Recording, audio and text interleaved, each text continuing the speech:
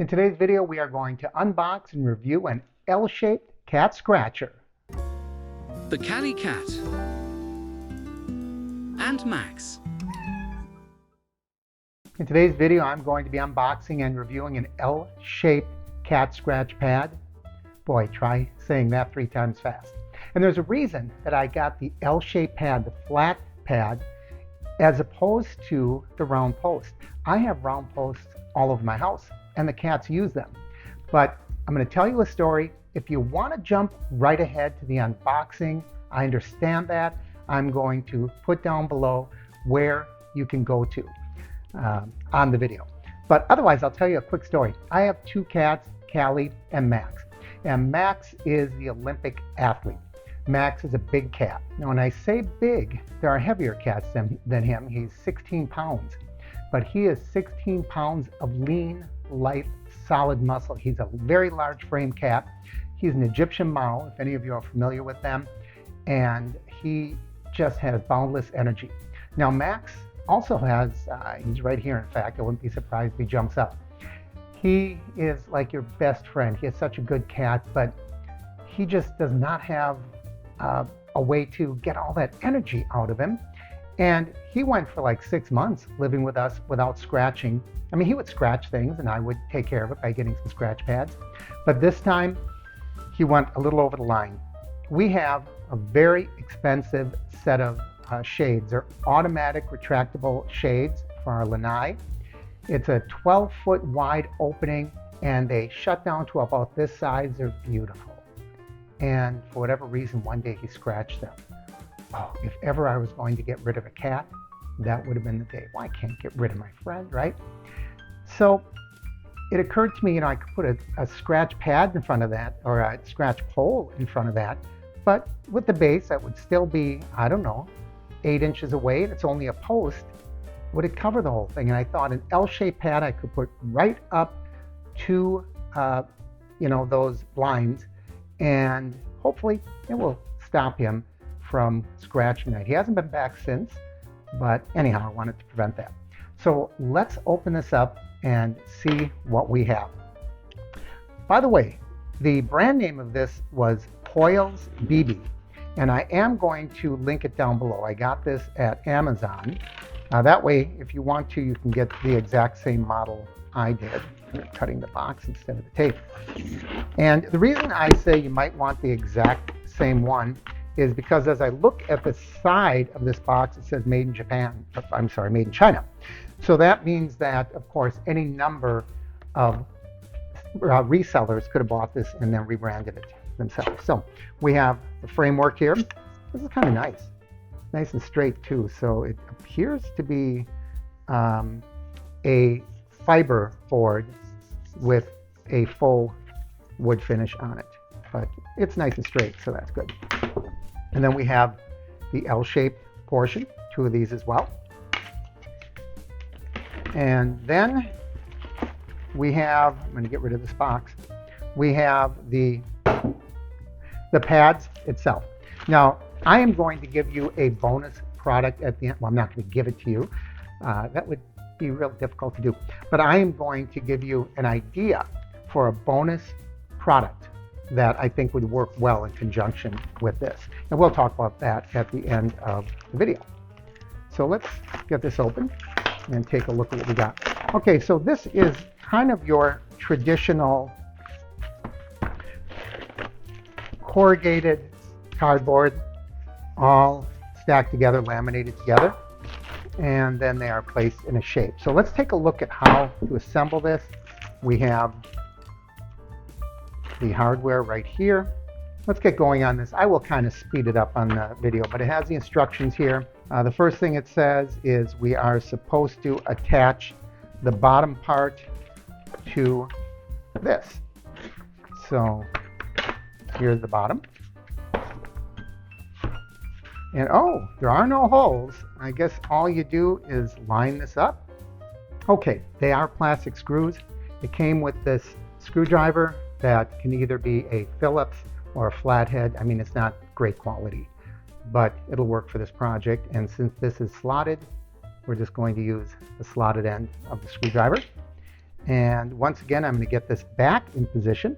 I want to make sure I'm looking at the picture so we're getting this right.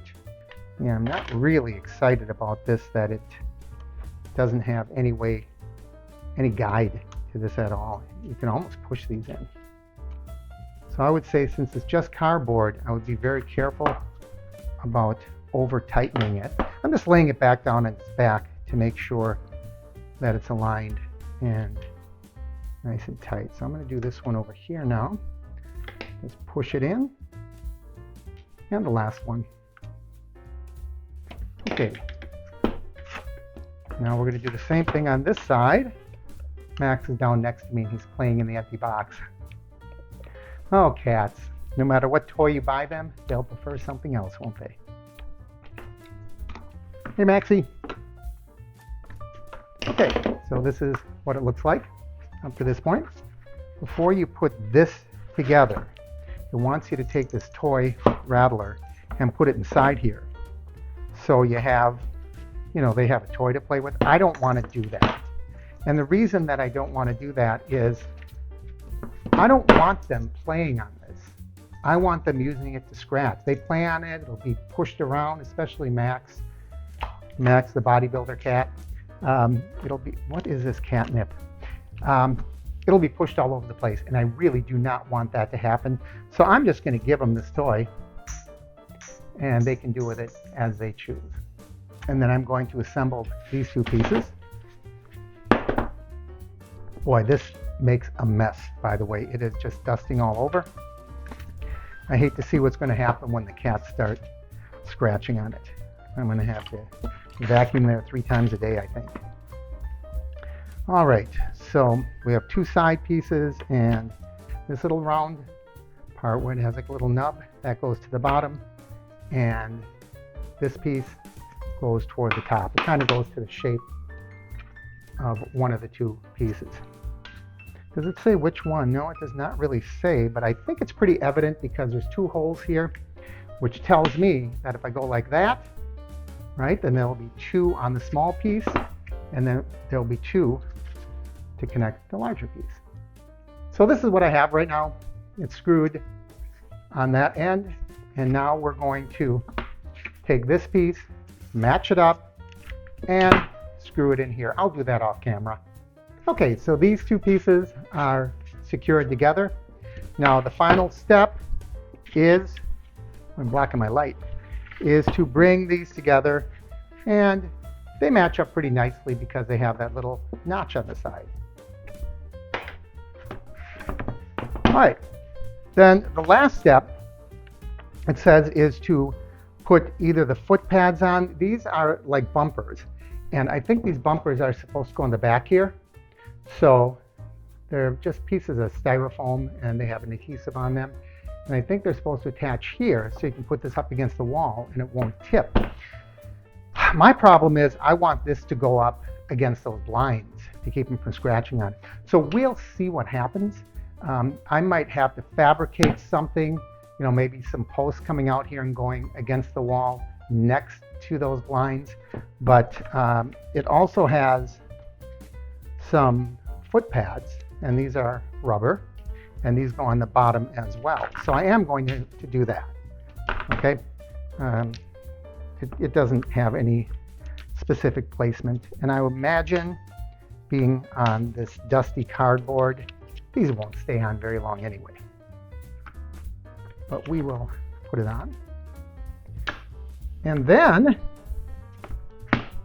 I suppose if we want, we can sprinkle the catnip on it. But there it is. Now, is this going to work? I don't know. If they stand on the pad to scratch, it will work. If they stand off to the side or reach over this, it'll just knock it right over. So it seems to be relatively sturdy. It seems to be nice and strong. When I grab the top and the bottom, it's not breaking or wiggling or anything.